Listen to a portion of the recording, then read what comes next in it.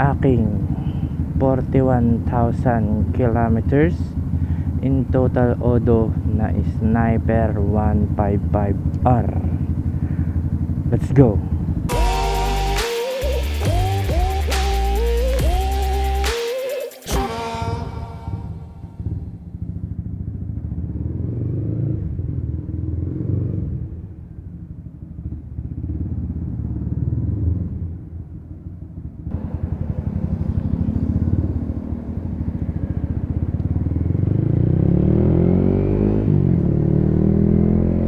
Kamusta kayo mga friends kong malalawet? Siguro na-miss niyo yung mga ganitong vlog ko, no? O hindi. Siguro hindi rin naman. Assuming masyado no? So ayun mga friends, balik tayo sa ganitong vlog. So natutuwa lang ako na ito yung sniper natin is umabot na siya ng 41,000 kilometers mark. So 40,000 kilometers mark. So ngayon ko lang na vlog nung 41k na. So not a big deal masyado. Kaka-change oil ko lang din kasi nagpunta nga kaming Dinggalan. Tapos yun, pagbalik ko bago kami umalis, nagpa-change oil ako. So hanggang ngayon hindi pa siya na-change oil. So ilang kilometers na ba yung natakbo natin? 1,200. So konting kilometers na lang ulit, konting takbo na lang ulit, change oil na ulit siya. Yan, so konting review lang mga friends. Natutuwa ako na umabot ng ganitong mark yung motor natin nang walang nagiging aberya sa makina. Yun ang isa sa pinaka the best feeling. Stay stock ang ating makina at kahit anong components niya. Ang sarap sa feeling ng ganun. Na yung iba syempre hindi naman sa inaano ko yung iba, pero ilang odo pa lang, mga 10, 15, 20k pa lang odo is madami na silang napapalitan in terms of makina. Kunyari mga pag natutuyuan sila ng langis, yung mga nasisiraan sila ng clutch, napupudpudan, mga ganun, na sisiraan ng tensioner, mga ganung bagay ba. Yun, nakakatawa din isipin na umabot tayo ng 41,000 kilometers na wala tayong napapalitan na ganun. So napapalitan ko pa lang is yung basic maintenance na spark plug. Syempre regularly dapat natin yung ginagawa, papalit ng spark plug. So ang spark plug natin is aftermarket na. Yung UMA Racing na tatlong, ang tawag yun, basta yun, tatlo yung ganun, kaganyan siya. Yeah, ganyan. Sorry, medyo madumi yung kuko ko. Yun pala naman napapalitan natin dito in terms of makina. Tsaka isang beses pa lang siya na tune up, almost siguro 15,000 kilometers to 18, ganon. Noon pa lang siya na tune up at after noon wala pa ulit. So yan, stuck tayo ngayon sa traffic. Nakakapanibagay yung ganda, no? Dati dire-diretso yung takbo ko. Ngayon hindi na. Dito na tayo kasi sa Maynila So yun, ipapakita ko rin sa inyo kung anong mga na-upgrade ko dito. Ngayon siya ay 41,000 kilometers na. Madami nagbago dito sa motor na to. Pero yung makina niya, yun na yun pa rin. Isang beses pa lang ako nakakapagpalinis din ng throttle body at saka injector. Tapos hindi pa rin ako nakapagpalit ng fuel filter.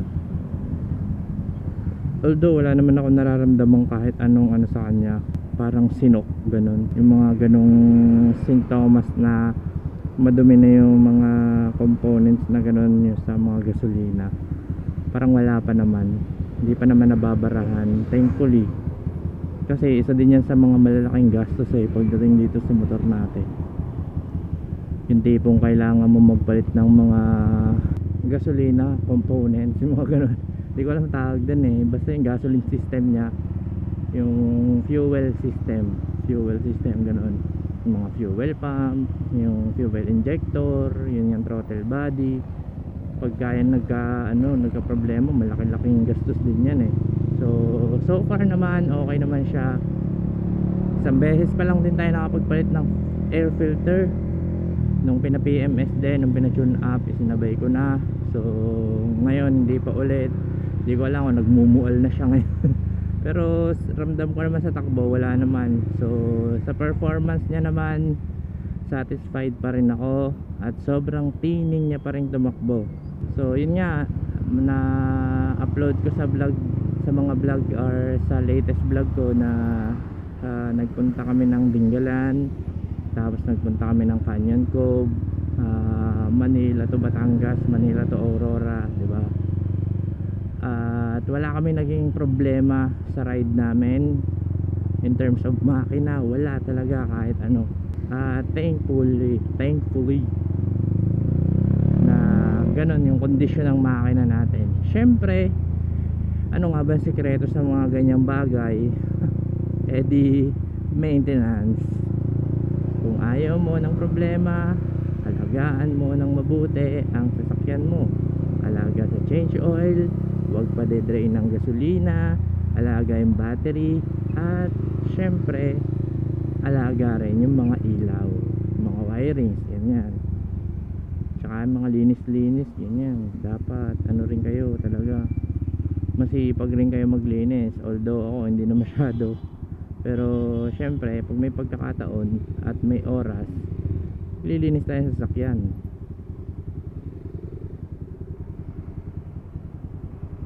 Yan, makikita nyo rin naman sa takbo niya dito sa ride kong ito na papuntang office ng aking misis para magdala ng lunch. Napakainit. Grabe, dati no, probinsya man ako. Hanip na yan, naging Manila man na ako. Manila man. Ito mga friends, basta ano, maalagaan nyo talaga ng mabuti yung motor nyo. Huwag tayo laging yung bang ano, barot-bot lagi mag-drive. Yung talagang yung throttle natin, alagaan natin, ganun. Yung throttle cable ko hindi ko pa rin napapalitan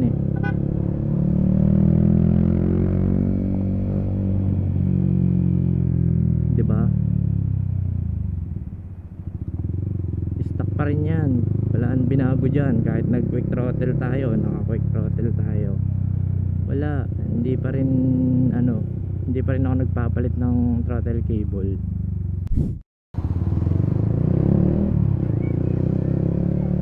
Mission success na tayo. So nasa na ba ako? Yun, yung throttle cable, isa pa, diba? Ewan ko, hindi naman ako maalaga sa ano hindi ko nga alam kung paano yung technique ng pag-aalaga ng gano'n Basta yung paggamit ko lang talaga, hindi siya yung pang, hindi ba yung pang ano talaga, yung pang rat-rata, ganun. Kita nyo naman sa mga driving style ko yun lang, ganun lang ako gumamit ng motor. Hindi ko naman masabi na gifted ang motor ko. Basta yung alam ko, ginagamit ko ng maayos ang motor ko. Kalma lang ang gamit, ganyan. Hindi yung talagang balagbagan kung bumira. Pero minsan ano rin naman tayo, yung kapag ka na nakakasama tayo sa mga gaspolero ano, napapabira din naman tayo kahit paano. Pero syempre ano pa rin, yung bang may limitation pa rin, hindi yung talagang daredevil na balagbagan na ano, ganun talaga yun. Hindi tayo yung katulad ng iba na daredevil kung bumangking, kung humarurot, mga ganun ba. So ano din, ewan ko kung nakaka-apekto yun sa ano ng motor, ng buhay ng motor. Yung so far nakakatuwa pa rin yung performance niya, torque pa din, may speed pa din. Kaso nagpalit tayo ng elbow, nag 51mm tayo na elbow, pagsasapit niya ng 6.5, mga 6.5 to 7,000 rpm, parang naano yung kanyang BVA, parang hindi na ganun ka, basta nag-iba yung takbo ng ano niya, parang sungaw sa pipe, parang ganun. So kung magpapalit talaga kayo ng mga pipe, Replica Pro or anything, mas maganda siguro yung mga back pressure na pipe. Kung hindi kayo magpaparimap, mag back pressure na pipe na lang kayo or mag long canister na lang kayo para maramdaman nyo pa rin yung ano ba tawag doon, yung kanyang dulo or yung top speed nya, ganun. Kasi yung mga ganitong pipe, lalo na naka shorty pipe ako na canister, ewan ko, may something sa kanya na ano, parang sungaw, ganun. So kailangan ng remap pag ganun. So itong motor ko is kailangan ko ng ipamapping. Ngayong tayo naka 51mm na elbow. Yun, so antabayanan lang natin at ipaayos natin ang takbo ng motor natin. Pero overall naman, yung torque niya andun pa rin, yung response ng throttle niya andun pa rin. So wala pa tayong problema sa TPS. At yun, yung mga busina, headlight, signal light, so gumagana pa rin lahat ng switches niya. Natutuwa ako na gumagana pa rin. Ito lang yung nasira pala, itong ating high beam, ayun na niya. So pag uwi ko sa Batangas, ipapagawa ko to sa tito ko. Siya kasi yung gumagawa ng wiring ng motor ko eh. So sa kanya ko rin ito ipapacheck. Siya yung gumawa ng MDL natin. So ito yung MDL natin, di ba? Ang ganda. So siya yung gumawa nun, kaya siya kanya ko rin ito ipapacheck, itong ating high beam. Yun, overall naman experience dito sa motor na to, napakasulit ng pagbili ko.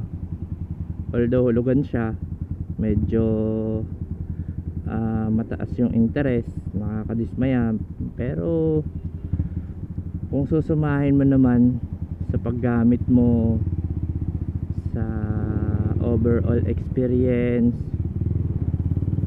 sa yung walang sakit sa ulo, mga ganun, masasabi mo namang sulit yung pagkakabili at worth it na bumili ako ng gantong motor. Walang pagsisisi sa aking katawan, kahit ang dami nagsilabasan ng magagandang motor ngayon, lalo na ngayong panahon na to. Ang dami nagsisilabasan ng magagandang motor, yung mga technology iba na, gaya ng ADB. Isa sa pinaka nilulook forward ko na motor na magkaroon ako is Honda ADB 160. Pero sa ngayon wala, masaya pa ako sa motor ko, kahit hindi naman siya ganun hindi naman kasi siya ganun napapag-iwanan sa technology. Although basic lang talaga yung nakalagay sa kanya ngayon, keyless tsaka sleeper clutch. Masaya pa naman ako doon, tsaka BBA. So yung BBA nga lang ngayon medyo alanganin, gawa nga ng ating elbow. Medyo malaki na yung elbow natin. So ang kailangan natin gawin ngayon, mag-ipon ng pera para doon magpapalit tayo ng ECU, throttle body at ang tawag doon, spark plug. ECU, throttle body, spark plug at injector. Yun ang mga papalitan natin ngayon. Yun lang naman. So hopefully hindi malaki ang magastos natin. Di ko alam kung mag-i-straight uma ako gusto ko kasi straight sana, pero kung hindi tayo makakakita ng pang straight, di iba-iba. Chop suey, as long as maganda yung magiging performance niya, and then go. Yun.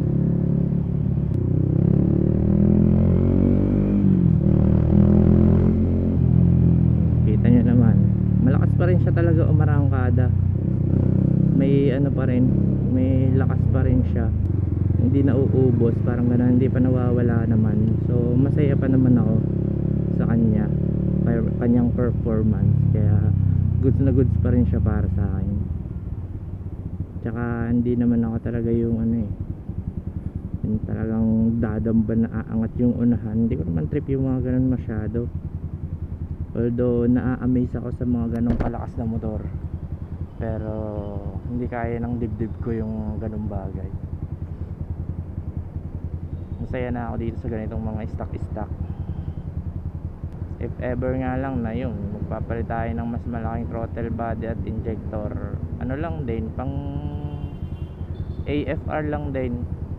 Ganun lang naman yun eh. Pag nagpalaki ka ng elbow, kailangan itugma mo yung ano, yung AFR ulit. Kailangan i-mop ng panibago. Yun. So may magtatanong, bakit nun hindi ka nagpa-remap eh, naka-replica pro ka nun? Eh dati naman kasi po, yung elbow ko is standard. Kung gaano kalaki yung elbow dati ng stock, ganon din halos kalaki yung ano ko, yung ipinalit ko. So standard lang talaga siya, walang nabago, kaya okay siyang pang stock mapping. Although may backfire nga ng mga ganon, kasi syempre nagpalit nga tayo ng ano eh, ng canister eh, iba na yun. So mamaya papakita ko sa inyo ang ano na ito, yung mga parts na nakakabit pag uwi ko sa parking.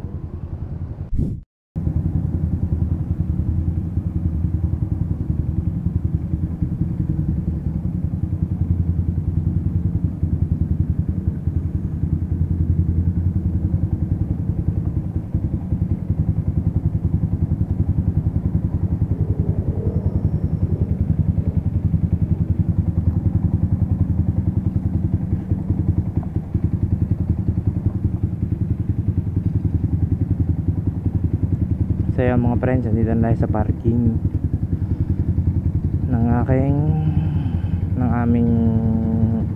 ano, kumakabang na to, kailangan na rin palitan. So yan mga friends, umpisahan natin dito sa ano, ito nga pala yung mga upgrades na ginawa natin dito sa motor ko. Yan, so pwede na rin naman natin itong patayin. Dito na rin naman tayo sa parking eh. Yan. So yan, umpisahan natin dito sa ating may manibela. So ito, nakaano lang tayo,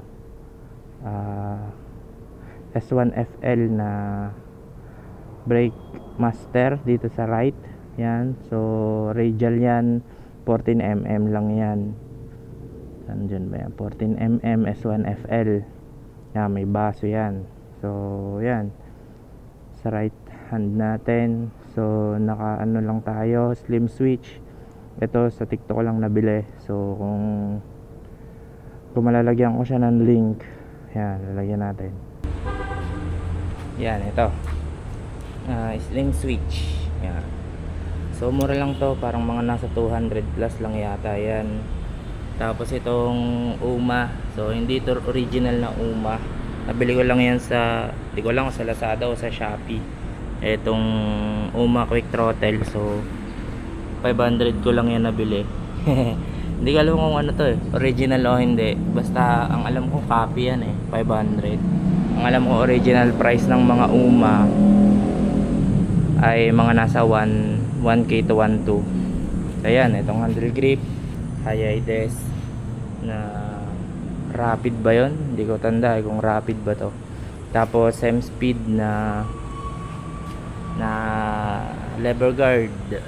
Yan, so ito is ano lang, parang budget meal na SCK kumaga. Yan, chapsuy build muna tayo. Tapos itong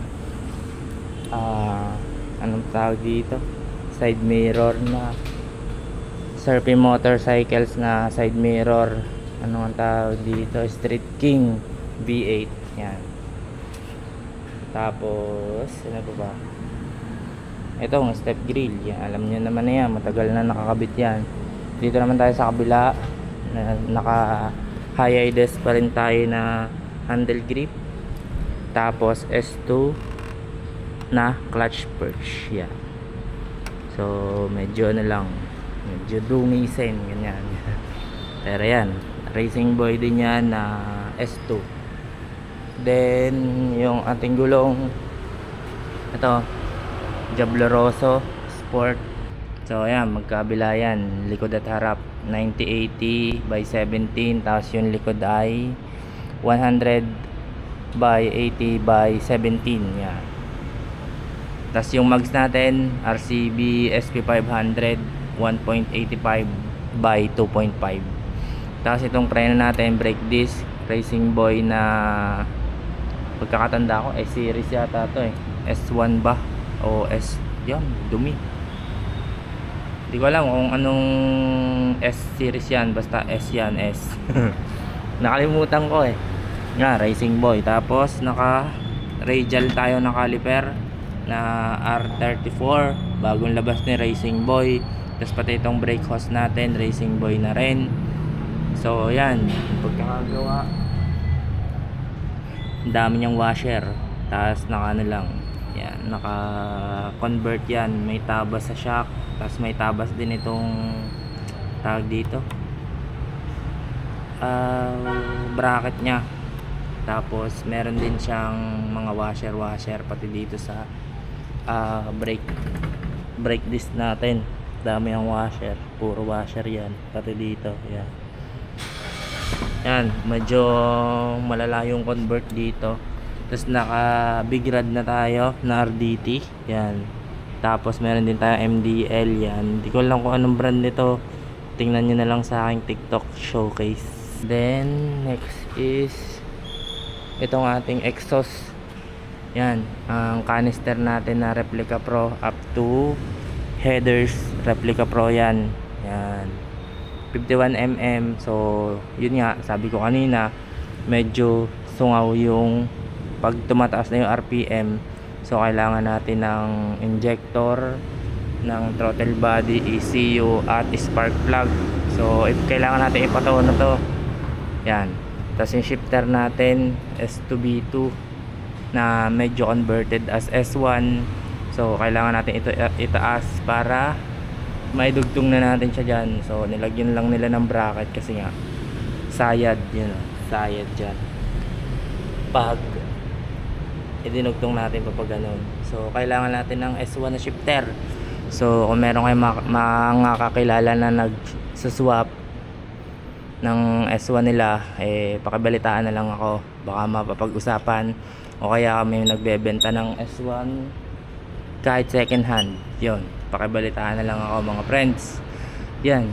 Tapos dito sa likod natin, brake system din, naka Racing Boy tayo na ano din, master dito, brake master or brake pump. Tapos naka Racing Boy din tayo dito na hose. Hindi ko lang alam kung anong sukat niyan, pero labis pa yan ulit. Yan, tapos naka R55 tayo na caliper at itong CNC na bracket.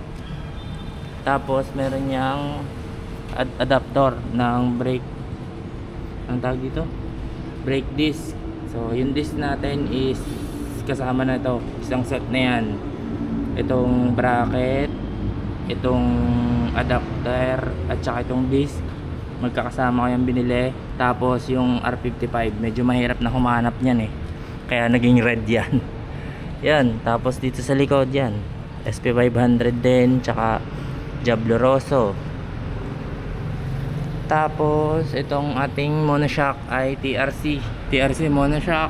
So isang taon na mahigit sa akin yan, wala pa naman ako nagiging problema, solid. Tapos itong foot peg natin na pang Raider, genuine yan, di yan nababali. So andun din yan sa TikTok showcase ko, ang ating sprocket set 1447 na chop suey, Racing Boy na sprocket pang likod.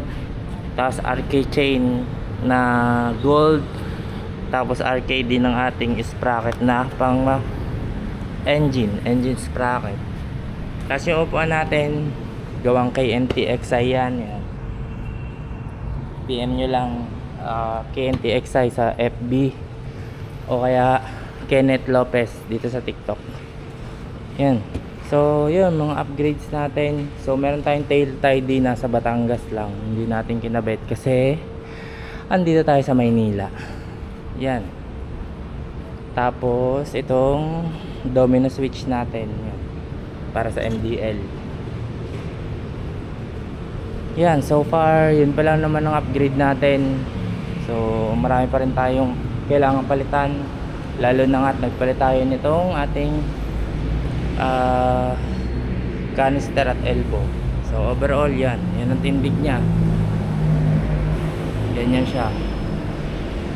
So overall okay naman sa akin, satisfied pa rin naman ako sa kanyang takbo, sa lahat-lahat. So yun, kailangan lang natin talaga ipa-tune. So yun lang mga friend. Overall yan ang ating build sa ating sniper. So siguro pag uwi namin ng Batangas at taga Batangas na ulit kami sana by next year work from home na kami parehas. So may babalik natin yung tail tide niya. Yun. So far yan lang ang ating upgrade. So kung tatanungin nyo kung magkano, saka na lang natin i-compute. So yun lang mga friends, maraming salamat kung umabot ka dito sa part ng video na to. At may konti lang ulit akong paalala na maghinay-hinay kasi may naghihintay sa ating bahay. In English, don't drink and drive. Peace, yeah.